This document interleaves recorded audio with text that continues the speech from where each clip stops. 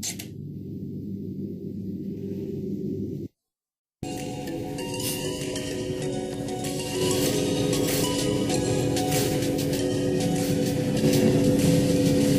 kembali di channel Entrepreneur, sahabat entrepreneur. Pada kali ini saya akan membahas mengenai mewaspadai investasi bodong. Investasi bodong sekarang ini menggeliat ya, menipu masyarakat di berbagai daerah. Ciri-ciri dari investasi bodong yang perlu kita ketahui, ada beberapa yang sangat kentara dari ciri-cirinya itu. Pertama, selalu mendesak untuk bergabung. Jadi pihak yang menawarkan ini selalu agak memaksa untuk bergabung. Karena apa? Karena mereka memang mencari member sebanyak-banyaknya untuk ditipu ya. Dalam mempromosikan diri atau bisnis mereka, pelaku investasi bodong biasanya selalu menekankan calon anggotanya untuk segera bergabung. Beberapa contoh adalah ajakan seperti, ayo jadilah salah satu dari 50 orang yang ikut investasi eksklusif ini, dan lain-lain ya. Waktu terbatas, tempat terbatas, eksklusif, dan masih banyak ajakan-ajakan yang model begitu ya. Agak mencurigakan. Waktunya terbatas, tempatnya terbatas, dan lain-lain gitu. Yang seakan mendesak orang lain untuk segera bergabung, segera menginvestasikan dana atau aset mereka ke tempat atau ke bisnis investasi bodong tadi. Yang kedua, informasi dibatasi oleh mereka. Ini umumnya investasi yang legal itu pasti terang ya, jelas, sejelas-jelasnya pada calon investor tentang model investasi dan pengelolaan dananya. Namun kalau investasi bodong itu sebaliknya, itu banyak yang ditutup-tutupi. Saat kita meminta penjelasan mengenai model pengelolaan dananya seperti apa dan kemana aset dialokasikan, mereka akan memberikan jawaban yang berputar-putar ya, bahkan cenderung menghindari pertanyaan seperti itu.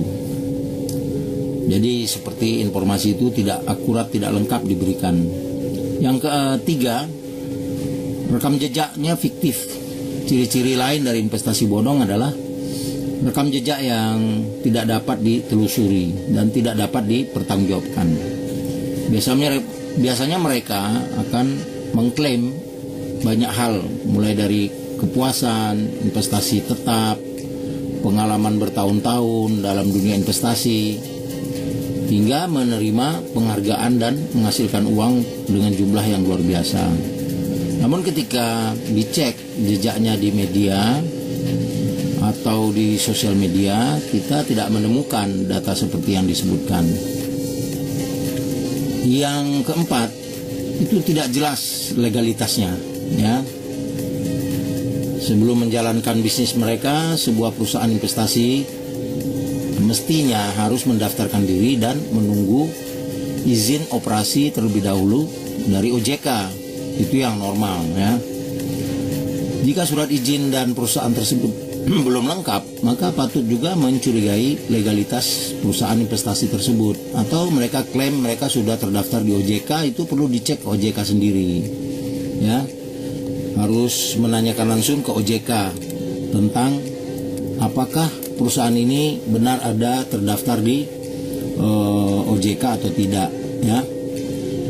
Bisa sahabat entrepreneur ngecek langsung ke www.ojk.go.id ya. Itu kan ada alamat dari OJK ya, yang jelas ya, yang bisa masyarakat bertanya kepada OJK. Misalnya menanyakan apakah perusahaan ini ada terdaftar di OJK atau tidak. Atau sahabat entrepreneur bisa kirim email ke email OJK ya, humas@ojk.go.id, atau nomor telepon OJK di Jakarta ya 021 2960 0000. Jadi kalau tidak mau tertipu, lebih baik cek ke OJK sendiri. Benarkah perusahaan ini ada terdaftar di OJK? Karena kalau bicara investasi, kalau kita tidak cek, klarifikasi, lalu buru-buru menyetorkan dana, itu yang rugi kita sendiri. Karena uang tidak akan kembali. Apalagi dananya itu ratusan juta, ya, waduh. Puluhan juta, ratusan juta, berat sekali. Dan itu Anda akan menyesal bukan main ya kalau Anda tertipu dengan investasi bodong. Apakah itu berupa investasi emas, ya, ada investasi perumahan, katanya ada investasi kebun kurma dan lain-lain. Kemudian kelima, mereka memanfaatkan nama-nama tokoh, ya. Biasanya untuk meyakinkan calon korban, investasi bodong itu akan mencatut nama orang terkenal, mulai dari selebriti hingga tokoh agama, ya. Ya, tokoh agama itu dipakai oleh mereka untuk membuat masyarakat yakin, ya. Mereka bilang bahwa syekh ini atau kiai ini, ustadz ini adalah bagian dari kami, ya. Nah, itu akan membahayakan sekali kalau nama tokoh-tokoh sudah dicatut, ya. Masyarakat awam umumnya terpengaruh karena menganggap, wah, ini Kiai Haji nih jadi penasihat mereka. Waduh, padahal tidak ada hubungan. Tokoh-tokoh yang mereka catut namanya itu tidak pernah mengenal perusahaan tersebut dan mereka tidak tahu menau, ya, dengan perusahaan tersebut, investasi bodong itu. Tapi nama mereka dicatut. Yang terakhir itu, ciri berikutnya investasi bodong itu adalah mereka menjanjikan hasil yang tinggi dengan risiko kecil. Nah, setiap investasi yang bodong itu rata-rata menjanjikan hasil yang menggiurkan sekali, ya. Uang Anda akan berlipat kalau Anda bantu rekrut orang, nanti akan bertambah lagi untuk Anda sekian. Setiap investasi pasti memiliki risiko yang normalnya begitu. Semakin tinggi jumlah yang diinvestasikan, semakin tinggi juga risiko. Jadi bisnis mana yang kita investasi nggak ada risiko, itu nggak mungkin. Kita harus hati-hati jika mendapat penawaran investasi yang menjanjikan imbal hasil tinggi, namun dengan iming-iming risikonya kecil, atau bahkan tidak ada sama sekali, ya, risiko. Kalau sudah seperti itu, wah, kita harus curiga, ya. Ini ada apa? Kok saya disuruh investasi 300 juta, 500 juta, 90 juta dan lain-lain, tapi katanya saya nggak ada risiko, uang saya pasti dikembalikan. Jadi nggak ada risiko sama sekali katanya. Nah, itu nggak mungkin dalam bisnis. Sebab jika dibandingkan dengan investasi legal yang normal, kita pasti akan mendapatkan penjelasan tentang risiko-risiko. Mana ada bisnis yang investasi yang tanpa risiko? Nggak ada. Pasti ada risiko. Ya, usaha pun ada risiko rugi dan lain-lain.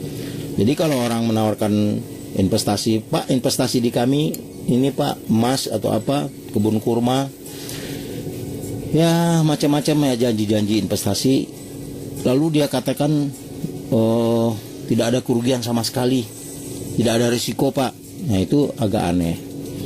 Apalagi kalau sudah bicara investasi, kita betul-betul harus cek ke OJK, ya, nggak boleh percaya begitu saja, karena memang anjuran dari OJK, masyarakat harus meng-cross check, ya. Investasi-investasi yang mengaku-ngaku sudah terdaftar di OJK, tanyakan langsung ke OJK, benarkah ini ada?